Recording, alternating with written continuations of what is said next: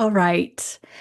Hello, everyone. This is Danelli. Thank you so much for joining me today for this video.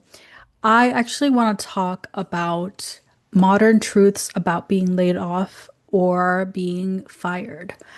So many people get really scared, and a lot of people go, "Ooh, what did you do?" But I've been noticing a lot of changes in employment trends, and I really wanted to talk about it because nowadays, I think there are a couple things to keep in mind about employment trends and being laid off or fired that I think oftentimes we forget or, kind of there's a lot of cultural misconceptions that we want to like make sure that we don't fall into because it can really affect somebody's ability to like overcome that obstacle of unemployment. So, I want to start off by saying like since the early waves of COVID hit Long Beach, in about 2020, I have been paying attention to like employment trends. Prior to 2020, it was already tough to find work, even with a degree and a certain level of experience. So nowadays, what I've been noticing is, that modern application systems are unfortunately also making it really hard to find employment. Mostly like they're done online, and certain demographics have reported experiencing extreme gatekeeping. And aside from this, after COVID, when I really started paying attention to changing employment trends and stereotypes, problems, misconceptions around it, I did notice several patterns that were really concerning. First of all, I think that, we may have opened way too quickly. After COVID, I think that we're going to start seeing that maybe certain like industries were stretched a bit thin during COVID, and afterward, I think we opened too quickly. I certainly felt that in education, and I'm still feeling the same kind of like off vibe from the legal sector. So I don't know. But I do want to highlight a couple of key points, right? Number one, being laid off is a lot more common than you think. Okay. It is a lot more common than you think. People have been getting laid off or fired for a really long time. And the only reason why a lot of times people feel like shame or like uncomfortable around talking about it is because it becomes a little bit of a taboo for certain cultures that have this sort of like work hard mentality, and like specifically you have to work labor jobs in order to be considered hardworking. But the truth is that, people have been have been laid off and fired since the dawn of time. Number two, unless you have been written up several times, it's probably not you. It's not necessarily you. Okay. There's this whole entire like culture and like stereotypes around being fired or laid off that like it necessarily means that you were the one at fault. I mean, we all know that prima or that primo that like when you kind of look at them, you're like, oh yeah, I can see that, you know? But the truth is that a lot of the times it probably wasn't you. Number three, even if you were written up several times, it might still not be you. Okay. I know this sounds like not necessarily correct, but the truth is that a lot of people are written up for just random things when an employer has finally decided that they need to cut staff for whatever reason. It could be that a company is not doing well, they need to cut back on labor, or they're hoping to maybe cut off two positions to hire, and combine that role into one position, restructure, whatever it is. It could be a lot of reasons. And if there's something that I've noticed in my legal career is that, from my experience, some employers will just make up reasons to fire you because they think that it's a good way of avoiding taking responsibility with the government or the EDD or whatever agency, for having to pay you unemployment. They want to make it your fault, essentially. So, that being said, even if you were written up several times, it might not be you. There have been cases where this has happened, and the EDD will say, well, we can't cover you because your employer had reasons to let you go, and they had a proof in write ups.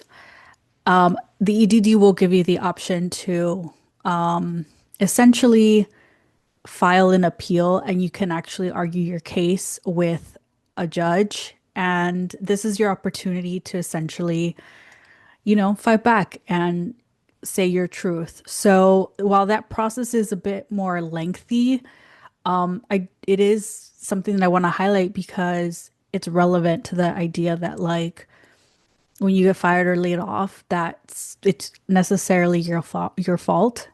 No, not necessarily. Okay. So cálmense. Some stories make us laugh, some make us cry, but the most memorable ones are the ones we share together. Small Town Boy, Niño de Pueblo is a story like no other. Get your copy today at Amazon. It's not always about where you came from, but where you are going. Um, I want to keep going on this, right? So a lot of people are ashamed or feel ashamed because they are laid off or fired. Um, yeah, it is something that you can be concerned about, and you obviously want to make sure that your resume is tip-top shape at all times, that you make sure that you start applying to jobs right away. Don't forget to apply for unemployment benefits. Believe it or not, if you are one of those people that are very lucky to get hired right away, still apply because, and this has happened to me and to a lot of other people. Sometimes we say, I have another job lined up in 2 months and it's not worth it. You might still get 700, whatever, 800, even 1,000, whatever you contributed to your unemployment for those 2 months, it might be worth it. Forgetting could be a pain in the butt. So, this is also the time that I want to use to like remind individuals to double check whether they were hired in a temporary position in the first place.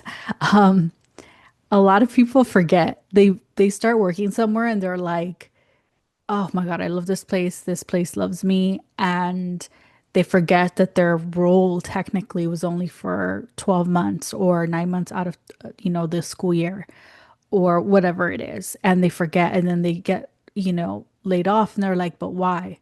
Why can't I be rehired?" And it just goes back to essentially what the position was asking of you in the first place. So make sure that if you're in a temporary position, try to start applying either that same position or to another position before your employment actually ends. Um, this would also be a good time to reflect that if you were asked to quit, um, because of like larger performance issues, this video might not necessarily be for you. That is one case where I would say, it is time to reflect if you were actually asked to quit. Not just necessarily laid off or fired. If you were asked to leave, sometimes employers will give you that option if they've built up a case against you over time. Like they really know that they have a solid case that they will win with like unemployment attorneys or maybe the EDD. And this is in extreme cases where the person has literally have done nothing, which I have also seen. And unfortunately, I've been in the position where like I've actually been hired to pick up the slack for someone who was asked to leave in the past. So, again, like if that was you in the past, this video is probably not for you. If you are watching it, like, well, thank you for the views. And I hope this might actually bring some clarity for other situations that you may have experienced. Um, Otherwise, you know, being laid off or fired should be seen as an opportunity. Okay, I want to highlight that again. Being laid off or fired should be seen as an opportunity. As soon as you are given the notice or you're told or you're handed your check, make sure that you are, gathering information for your resume, gathering resources, gathering references, gathering data of the work that you've done, of the tasks that you learned how to do, of basically anything and everything that will make you look like a much better candidate than you were before you worked at this place. Okay, so it should be seen as an opportunity to level up, right? So to find better employment, to consult with an attorney, an employment attorney if necessary. If you think that it's been like wrongful termination or you're having trouble with the EDD or whatever it is, see it as an opportunity to consult a professional that can actually help you because wrongful termination is a thing. And believe it or not, in my opinion, sometimes there are more bad employers in the private sectors than there are good. And believe it or not, the EDD is not going to be easily fooled because they see this happen very often. And if the employer has an HR department, it's a simple matter of asking them to fork up basically the all the information of potential like employees that they've collected in the past and those they've actually hired and fired. So essentially just assessment of the turnover rate at a company. The EDD will probably have records already anyway. So, this is an opportunity for you to find better employment and for you to consult another attorney. Make sure that you're documenting everything. And I mean everything. Like have copies of cases you've worked on, tasks you've learned how to do, things that, are extremely necessary to maybe get a better job. And keep copies of everything. Keep copies of major emails. I know that people say it's kind of unprofessional to send copies of like work information to your computer, especially when it comes to like e-discovery, things like that. But as a rule of thumb, I would say CC yourself in major emails, even HR emails, because believe it or not, even though we have e-discovery and things like that, you just never know if an employer is going to be able to like actually keep records of things or if they're going to actually act in good faith, right? Also, I want to remind like anybody who's out there that like if your employer asks you to do something illegal, that number one, acting